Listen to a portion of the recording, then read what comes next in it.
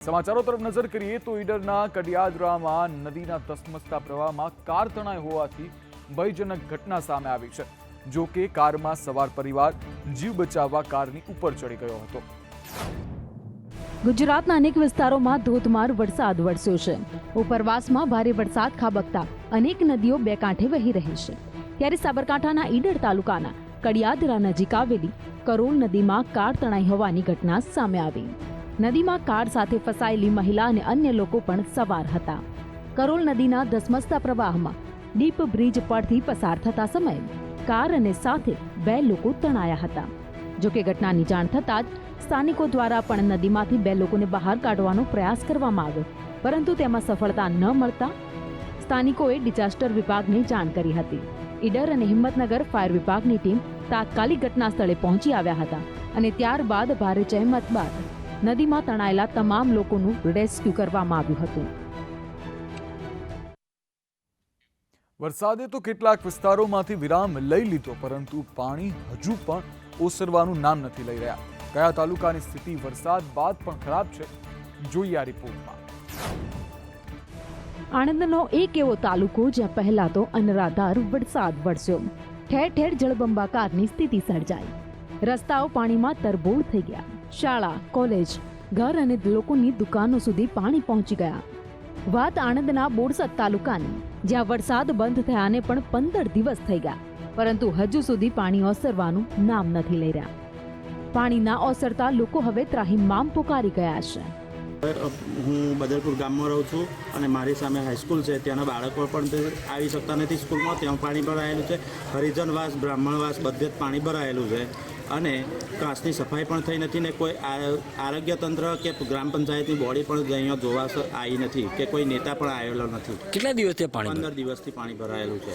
હજુ સુધી તો કોઈ જોવા સુતા નથી આવ્યું, પરંતુ હવે વોટ માંગવા જતા નેતાઓ ક્યારે જાય છે અને મુશ્કેલીમાંથી લોકોને ક્યારે બહાર કાઢે છે તે જોવું રહ્યું।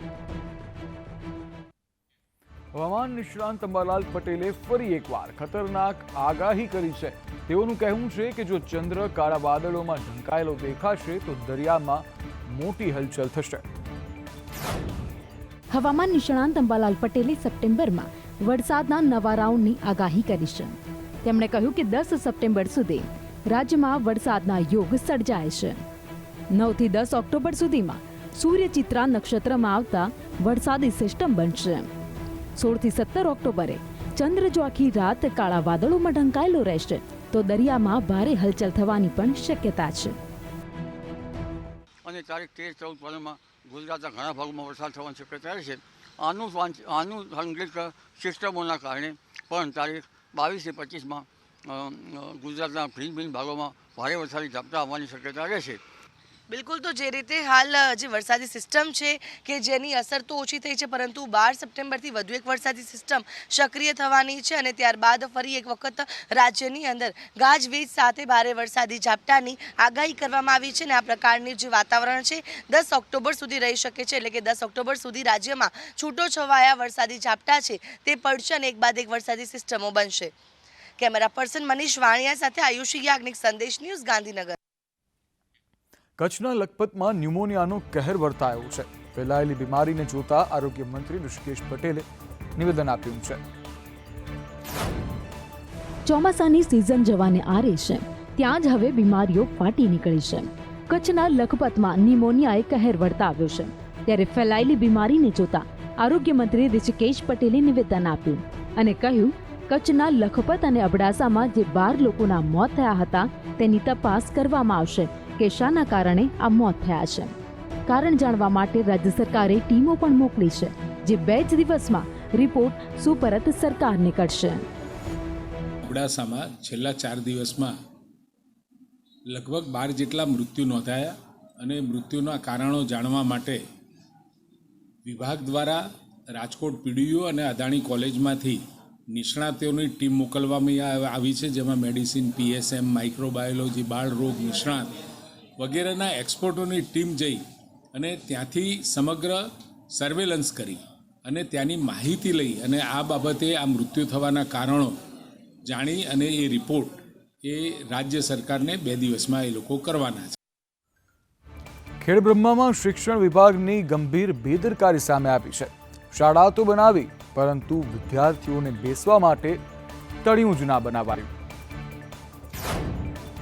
તમે શાળાઓ તો ઘણી જોઈ હશે, પરંતુ આવી શાળા કદાચ જોવા નહીં મળી હોય. કેમ કે અહીંયા શાળા તો બનાવી, પરંતુ તેનું તળિયું જ ન બનાવ્યું, એટલે કે મકાન ઊભું કરી દીધું, પણ ફ્લોરિંગ નથી બનાવ્યું.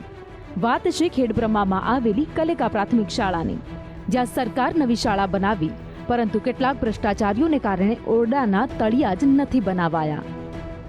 કારણે કોન્ટ્રાક્ટરની મિલીભગત અધિકારીની મિલીભગતના કારણે તળિયું નાખવામાં આવ્યું નથી. તો અમે ના છૂટકે તાલુકો કક્ષાએ રજૂઆત કરી, અલગ અલગ જગ્યાએ રજૂઆતો કરી, પણ એનું કોઈ નિરાકરણ ના આવ્યું. કલ્લેકા ગામમાં શાળા બની ગઈ છે, પણ ભોય તળિયું નખવાનું નથી. બાળકોને ભણવાની ખૂબ તકલીફ પડે છે. બાળકો ધૂળમાં બેસીને ભણે છે. ગામવાળાએ થોડા 100 રૂપિયા 200 રૂપિયા આપીને આનું પાથરનું લઈ આપ્યું છે, એમાં બેસીને ભણે છે. બાળકો ધૂળમાં ઘરે જતા જતા તો આમ ધૂળ થઈ જાય છે. તકતી લગાવી દીધી છે, પણ એ પ્રમાણે કંઈ કામ થયું નથી. અમારી શાળામાં તળિયું નથી નંખાયું, એટલા માટે અમારા કપડાં પણ બગડે છે અને પુસ્તકો પણ. એટલા માટે અમે સરકારને 2 હાથ જોડીને વિનંતી કરીએ છીએ કે અમારે તળિયું નાખી આપો. હરિયાણા ચૂંટણી તાણે મોટા ઉતાર ચઢાવ જોવા મળી શકે છે, જેમાં હરિયાણામાં કોંગ્રેસ અને આમ આદમી પાર્ટી વચ્ચે ગઠબંધન થવાની શક્યતાઓ દેખાઈ રહી છે. હરિયાણા વિધાનસભા ચૂંટણી માટે કોંગ્રેસ અને આમ આદમી પાર્ટી વચ્ચે ગઠબંધન લગભગ નક્કી થઈ ગયું છે, જો કે હજુ તેની ઔપચારિક જાહેરાત બાકી છે. શનિવારે મોડી રાત્રે કોંગ્રેસના પ્રભારી દીપક બાબરિયા અને રાજ્યસભા સાંસદ રાઘવ ચડ્ઢા વચ્ચે બેઠક યોજાઈ હતી. આવતીકાલે 9 સપ્ટેમ્બરે સંયુક્ત પત્રકાર પરિષદ યોજીને બંને પક્ષો ગઠબંધનની જાહેરાત કરી શકે છે.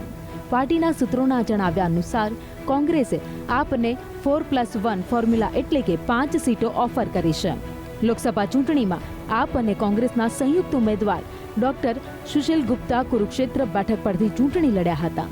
આ સીટ હેઠળ 11 વિધાનસભા સીટ આવે છે. ગુપ્તા આ ચૂંટણી જીતી શક્યા ન હતા, પરંતુ તેમણે આ મતવિસ્તાર હેઠળ 4 બેઠકો જીતી હતી. કોંગ્રેસ આ 4 બેઠકો આપને આપી શકે છે. તો રાજ્યમાં ગઠબંધનને લઈને કોંગ્રેસ અને આપ વચ્ચે 3 બેઠકો થઈ છે. ઇન્ડિયા ગઠબંધન હેઠળ આપ કોંગ્રેસ પાસે 10 બેઠકોની માંગ કરી હતી. હરિયાણા વિધાનસભા ચૂંટણીમાં ભાજપને મોટો ઝટકો લાગ્યો છે. ભજન ગાયક કનૈયા મિત્તલ કોંગ્રેસમાં જોડાશે. કનૈયા મિત્તલ એ જ ગાયક છે જેણે 2022માં ઉત્તર પ્રદેશ વિધાનસભા ચૂંટણી પહેલા જો રામ કો લાએ હૈ હમ ઉनको લાએંગે ગીત ગાયું હતું. આ ગીત ખૂબ પ્રખ્યાત થયું. મિત્તલ ઘણીવાર ભાજપના કાર્યક્રમોમાં જોવા મળતા હતા. કનૈયા મિત્તલે 4 ઓગસ્ટે ચંદીગઢના સેક્ટર 30 સ્થિત અગ્રવાલ ભવનથી હિસારના અગ્રોહા ધામ સુધી પદયાત્રા શરૂ કરી હતી. આ યાત્રા 278 કિલોમીટરની હતી. આ યાત્રા 12 દિવસમાં અગ્રોહા પહોંચી હતી. આ કાર્યક્રમમાં મુખ્યમંત્રી નાયબ સૈની, પૂર્વ મંત્રી સાવિત્રી જિંદાલ અને પરિવહન મંત્રી અસીમ ગોયલે ભાગ લીધો હતો. જો કે હવે તેમના કોંગ્રેસમાં જોડાવાની વાતથી ભાજપને મોટો ઝટકો લાગ્યો છે. મહત્વનું છે કે તેઓ ભાજપની ટિકિટ પર પંચકુલા બેઠક પરથી ચૂંટણી લડવા માંગતા હતા. જો કે બીજેપીએ અહીં ફરીથી જ્ઞાનચંદ ગુપ્તાને ટિકિટ આપી હતી, જેથી હવે આ અટકળો તેજ બની છે. મહારાષ્ટ્રના ડેપ્યુટી સીએમ અને એનસીપી પ્રમુખ અજીત પવારે ફરી એકવાર તેમની પત્ની સુનેત્રા પવારની બહેન સુપ્રિયા સુલે સામે લોકસભા ચૂંટણી લડવામાં તેમની ભૂલ સ્વીકારી છે.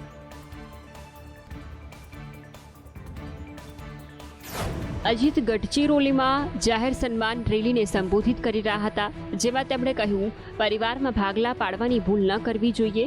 મને મારી ભૂલ સમજાઈ ગઈ છે. મેં ભૂલ સ્વીકારી લીધી છે. અજીતે 1 મહિનામાં બીજી વખત પોતાનો મુદ્દો પુનરાવર્તિત કર્યો છે. આ પહેલા 13 ઓગસ્ટે તેણે એક મરાઠી ન્યૂઝ ચેનલને આપેલા ઇન્ટરવ્યુમાં કહ્યું હતું કે રાજકારણને ઘરમાં પ્રવેશવા દેવું જોઈએ નહીં. મારી પત્નીને મારી બહેન સામે ચૂંટણી લડાવવાનો મારો નિર્ણય ખોટો હતો. ગઢચિરોલીમાં એક ભાષણ દ્વારા અજીતે એનસીપી નેતા રાજ્યમંત્રી ધર્મરાવ બાબા આતરામની પુત્રી ભાગ્યશ્રીને એનસીપી શરદ જૂથમાં જોડાવાથી રોકવાનો પ્રયાસ કર્યો.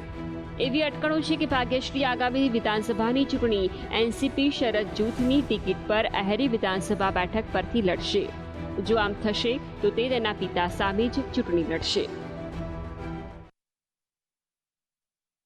ટીએમસી સાંસદ જવાહર સરકારે કોલકાતાની આરજીકર મેડિકલ કોલેજમાં તાલીમાર્થી ડોક્ટરના બળાત્કાર અને હત્યા અને ભ્રષ્ટાચારના કેસના વિરોધમાં પદ પરથી રાજીનામું આપવાનો નિર્ણય કર્યો છે. તેણે કહ્યું કે તે રાજકારણમાંથી પણ સંન્યાસ લેશે. જવાહર સરકારે રવિવારે પાર્ટી અધ્યક્ષ અને મુખ્યમંત્રી મમતા બેનર્જીને પત્ર લખીને સરકારની કાર્યશૈલી પર નિરાશા વ્યક્ત કરી હતી. તેમણે પત્રમાં મમતાને કહ્યું કે તેઓ ટૂંક સમયમાં દિલ્હી જશે અને રાજ્યસભાના અધ્યક્ષને પોતાનું રાજીનામું સોંપશે. જવાહર સરકાર નિવૃત્ત IAS અધિકારી છે. તેઓ જાહેર બૌદ્ધિક વક્તા અને લેખક તરીકે જાણીતા છે. તૃણમૂલ કોંગ્રેસે તેમને 2 ઓગસ્ટ 2021ના રોજ રાજ્યસભામાં મોકલ્યા. જવાહર સરકારે ભ્રષ્ટાચાર અંગે સરકારની સતત અજ્ઞાનતા પર પણ સવાલો ઉઠાવ્યા હતા. તેમણે કહ્યું 2022માં પાર્ટીમાં જોડાયાના 1 વર્ષ બાદ પૂર્વ શિક્ષણ મંત્રી વિરુદ્ધ ભ્રષ્ટાચારના ખુલ્લા પુરાવા જોઈને મને ખૂબ જ આશ્ચર્ય થયું. મેં કહ્યું હતું કે પાર્ટી અને સરકારે ભ્રષ્ટાચારનો સામનો કરવો જોઈએ, પરંતુ પાર્ટીના વરિષ્ઠ નેતાઓએ મારી સાથે ગેરવર્તન કર્યું. સાંસદ જવાહર સરકારના રાજીનામા નિર્ણય પર ટીએમસી નેતા કૃણાલ ઘોષે કહ્યું, હું જવાહર સરકારના અંગત સિદ્ધાંતની ટીકા નહીં કરું. આ તેમનો નિર્ણય છે. તેઓ પોતાના નિર્ણય જાતે લઈ શકે છે. પટણા જતી મગધ એક્સપ્રેસ રવિવારે બપોરે રઘુનાથપુર અને તુંડીગંજ વચ્ચે અકસ્માતનો ભોગ બની હતી. ટ્રેનનું કપલિંગ તૂટવાને કારણે ટ્રેન 2 ભાગમાં વહેંચાઈ ગઈ હતી. રવિવારે બપોરે મગધ એક્સપ્રેસ ટ્રેન 2 ભાગમાં વહેંચાઈ ગઈ. આ દુર્ઘટના હાવડા દિલ્હી રેલમાર્ગ પર ધરોલી હટ પાસેથી હતી. કપલિંગ તૂટ્યા બાદ ટ્રેન જોરદાર આંચકા સાથે થંભી ગઈ. ટ્રેન ઊભી રહેતા જ તમામ મુસાફરો કોઈક રીતે ટ્રેનમાંથી ઉતરી ગયા હતા. કોઈએ ઇમરજન્સી બારીમાંથી કૂદકો માર્યો અને કોઈએ ગેટમાંથી ધક્કો માર્યો. ઘટના બાદ અહીં રેલવે વિભાગની કામગીરી હાલ પણ ઠપ છે. દુર્ઘટના બાદ રેલવે પ્રશાસનમાં પણ ભયનો માહોલ છવાયો છે. આ ટ્રેનનું આગામી સ્ટોપ પટના હતું. આ અકસ્માત બાદ પાછળ રહેલા ડબ્બામાં બેઠેલા મુસાફરોમાં ગભરાટ ફેલાયો હતો. સદનસીબે આ ડબ્બા થોડા અંતર સુધી ટ્રેક પર દોડ્યા હતા અને ત્યારબાદ અટકી ગયા હતા. રેલવે પ્રોટેક્શન ફોર્સના ઇન્ચાર્જ ઇન્સ્પેક્ટર દીપક કુમારે જણાવ્યું કે આ ઘટનાની માહિતી મળતા જ રેલવે પ્રોટેક્શન ફોર્સની એક ટીમ ઘટના સ્થળે પહોંચી હતી. જોકે સદનસીબે આ ઘટનામાં જાનહાનિના સમાચાર સામે નથી આવ્યા. યુક્રેન રશિયા યુદ્ધમાં ભારત મધ્યસ્થી બનશે. અજિત ડોભાલ રશિયા જશે, જ્યારે ચીનના NSA પણ હાજર રહેશે. રશિયાના રાષ્ટ્રપતિ વ્લાદિમીર પુતિને હાલમાં જ યુક્રેન સાથે શાંતિ વાટાઘાટોને લઈને કહ્યું હતું કે આ માટે ચીન, ભારત અને બ્રાઝિલ મધ્યસ્થી તરીકેની ભૂમિકા ભજવી શકે છે. પુતિન બાદ ઇટાલીના વડાપ્રધાન જોર્જિયા મેલોનીએ પણ કહ્યું હતું કે યુક્રેન યુદ્ધ ખતમ કરવામાં ભારત મહત્વની ભૂમિકા ભજવી શકે છે. આ દરમિયાન સમાચાર સામે આવ્યા છે કે રાષ્ટ્રીય સુરક્ષા સલાહકાર એટલે કે NSA અજિત ડોવાલ આવતા અઠવાડિયે રશિયાની મુલાકાત લેશે, જ્યાં તેઓ ઓક્ટોબરમાં કઝાનમાં યોજનારી સમિટ પહેલા બ્રિક્સ NSA બેઠકમાં ભાગ લેશે. જાણકારી અનુસાર આ દરમિયાન ડોભાલ રશિયા યુક્રેન સંઘર્ષને ઉકેલવા માટે પણ ચર્ચા કરી શકે છે. આ મુલાકાત દરમિયાન તેઓ તેમના ચીની સમકક્ષ સાથે અલગથી મુલાકાત કરે તેવી પણ શક્યતા છે. તમને જણાવી દઈએ કે રાષ્ટ્રપતિ પુતિન સાથે વડાપ્રધાન નરેન્દ્ર મોદીની ફોન પર વાતચીત દરમિયાન ચર્ચા કરવામાં આવી હતી કે તેમની મુલાકાત પછી PM શાંતિ સંબંધિત વિચારો પર ચર્ચા કરવા માટે તેમના NSA રશિયા મોકલશે. માહિતી અનુસાર આ મુલાકાત દરમિયાન ડોભાલ તેમના રશિયન સમકક્ષ અને બ્રિક્સના અન્ય સભ્ય દેશોના પ્રતિનિધિઓને પણ મળી શકે છે. હિમાચલ પ્રદેશની સાંસદ અને અભિનેત્રી કંગના રાનૌતની ફિલ્મ ઇમરજન્સીને Central Board of Film Certification દ્વારા UA પ્રમાણપત્ર આપવામાં આવ્યું છે, જેથી ફેરફારો સાથે આ અઠવાડિયે ફિલ્મ રિલીઝ થશે. CBFCએ આ ફિલ્મના ઘણા સીન પર વાંધો ઉઠાવ્યો છે. CBFCએ આ ફિલ્મમાંથી 3 સીન ડિલીટ કરવાની સૂચના આપી છે. કડક સૂચના આપવામાં આવી છે કે ફિલ્મ રિલીઝ કરતા પહેલા તેમાં 10 ફેરફાર કરવા પડશે. શીખ સંગઠનોએ ફિલ્મને લઈને વાંધો ઉઠાવ્યો હતો, જેના કારણે CBFCએ સર્ટિફિકેટ રોકી રાખ્યું હતું.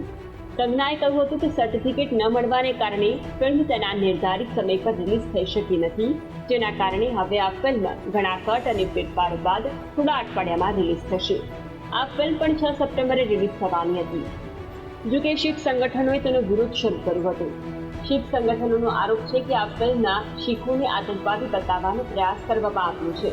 સેન્સર બોર્ડ તરફથી સર્ટિફિકેટ મળ્યા બાદ હજુ સુધી શીખ સંગઠનો કે કંગના તરફથી કોઈ પ્રતિક્રિયા આપી નથી, પરંતુ ફેરફારો સાથે આ ફિલ્મ આ અઠવાડિયે રિલીઝ થશે. રશિયાના રાષ્ટ્રપતિ પુતિન બાદ હવે ઇટાલીના વડાપ્રધાન જોર્જિયા મેલોનીએ પણ કહ્યું છે કે રશિયા યુક્રેન યુદ્ધને ખતમ કરવામાં ભારત અથવા ચીન મહત્વની ભૂમિકા ભજવી શકે છે. ઇટલીના વડાપ્રધાન જોર્જિયા મેલોની હાલ જ તાજેતરમાં યુક્રેનના રાષ્ટ્રપતિ ઝેલેન્સ્કીને મળ્યા હતા. મીટિંગ પછી મેલોનીએ કહ્યું કે જ્યારે પણ દુનિયામાં કાયદાઓ તોડવામાં આવે છે ત્યારે અરાજકતા અને તણાવની સ્થિતિ સર્જાય છે. જો આ સંકટને ટાળવામાં નહીં આવે તો તે વધુ ફેલાશે. મેં ચીનના નેતાઓને પણ આ જ કહ્યું છે. તેથી જ એવું લાગે છે કે ભારત અને ચીન જેવા દેશો યુક્રેન યુદ્ધને સમાપ્ત કરવામાં મહત્વપૂર્ણ સાબિત થઈ શકે છે. ઇટલીના પીએમએ કહ્યું છે કે યુક્રેનના હિતોને અલગ કરીને આ યુદ્ધ ખતમ કરી શકાય નહીં. યુક્રેનને સમર્થન આપવાની પસંદગી સીધી રીતે રાષ્ટ્રીય હિત સાથે જોડાયેલી છે, જેને બદલી શકાતી નથી. આ પહેલા ગુરુવારે એટલે કે 5 સપ્ટેમ્બરે રશિયાના રાષ્ટ્રપતિ વ્લાદિમીર પુતિને કહ્યું હતું કે તેઓ યુક્રેન સાથે યુદ્ધ રોકવા માટે વાત કરવા તૈયાર છે. પુતિને કહ્યું હતું કે ભારત, ચીન અથવા તો બ્રાઝિલ બંને દેશો વચ્ચે મધ્યસ્થી કરી શકે છે. રશિયામાં ઇસ્ટર્ન ઇકોનોમિક ફોરમમાં વાતચીત દરમિયાન પુતિને કહ્યું હતું કે 2022માં જ્યારે યુદ્ધ શરૂ થયું ત્યારે તુર્કીએ બંને દેશો વચ્ચે સમજૂતી કરવાનો પ્રયાસ કર્યો હતો. અમેરિકાના રાષ્ટ્રપતિ જો બાઇડને પોતાના 4 વર્ષના કાર્યકાળમાં 532 દિવસની તો રજા લીધી છે. બાઇડનને રાષ્ટ્રપતિ પદ સંભાળ્યાને 1326 દિવસ થયા છે અને આ દિવસોમાં તેઓએ 40% રજા લઈ લીધી છે. જો બાઇડને માત્ર 794 દિવસ જ કામ કર્યું છે. એક રિપોર્ટ અનુસાર બાઇડન દર 10 દિવસમાં 4 રજાઓ લઈ રહ્યા છે. અમેરિકામાં કોઈ પણ વ્યક્તિને દર વર્ષે સરેરાશ 11 દિવસની રજા મળે છે. આ મુજબ જો બાઇડને 4 વર્ષમાં જેટલી રજાઓ લીધી છે તેટલી રજાઓ એક સામાન્ય અમેરિકન નાગરિકને લેવા માટે 48 વર્ષનો સમય લાગશે. અમેરિકાના ઇતિહાસમાં કોઈ પણ રાષ્ટ્રપતિ દ્વારા લેવામાં આવેલી આ સૌથી વધુ રજાઓ છે. અગાઉ રાષ્ટ્રપતિની વાત કરીએ તો ટ્રમ્પે 1461માંથી 26% એટલે કે 381 દિવસની રજા લીધી હતી, જ્યારે બરાક ઓબામા અને રોનાલ્ડ રેગન તેમના કુલ કાર્યકાળના માત્ર 11% દિવસોની રજા પર હતા. જીમી કાર્ટરે રાષ્ટ્રપતિ તરીકે માત્ર 79 દિવસની રજા લીધી હતી. આ બાબતે બાઇડનના સહયોગીઓએ કહ્યું છે કે અમેરિકી રાષ્ટ્રપતિ જ્યારે પણ રજાઓ પર ગયા ત્યારે તેઓ તેમના કામ સાથે જોડાયેલા રહ્યા. તેઓ નિયમિતપણે પોતાના સ્ટાફને કોલ્સ કરતા હતા અને તે સરળતાથી સંપર્ક પણ કરી શકતા હતા. જ્યારે રિપોર્ટ હાલ અમેરિકામાં હોટ ટોપિક બની રહ્યો છે અને ટ્રમ્પની પાર્ટીને આ બાબત પર આવનારી ચૂંટણીમાં ફાયદારૂપ સાબિત થઈ શકે છે.